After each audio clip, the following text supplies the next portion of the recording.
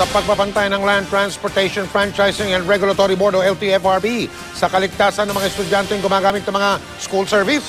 Lumabas na baksak ang ilan sa mga naturang service na yan sa mga pamantayan. Nakatutok si JP Soriano. Unang ininspeksyon ng mga taga-LTFRB ang mga school service sa Pasig City Science High School. Ang isang ito, nakitaan agad ng mga paglabag. Paso na ang rehistro ng sasakyan. Pudpud pa ang ilang gulong. Nakaluwa na nga ang ply ng spare tire. May fire extinguisher nga na isa sa requirements para mabigyan ng prangkisa.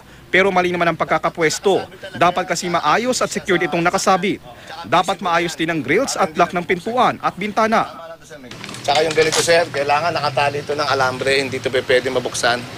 Dahil pag hinatak ng bata. Kaya sinuspindi ng 30 araw ng LTFRB ang school service unit.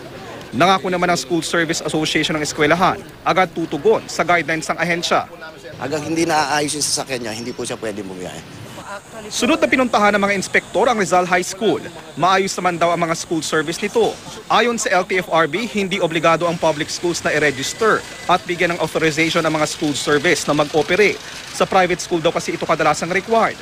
Gagawa rin ng rekomendasyon ng LTFRB sa mga lokal na pamahalaan kung maaaring ipagbawal na ang mga tricycle na ginagawang school service na kadalas ay overloaded.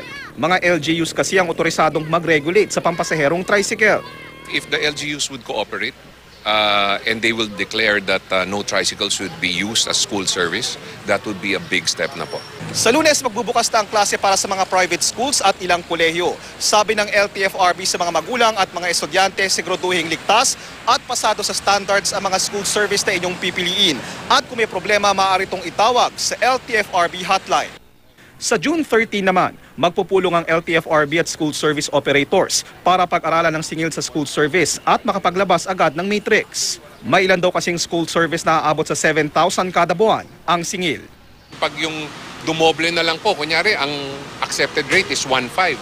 Pag naging doble po yun, they have to JP Soriano, nakatutok, 24 oras.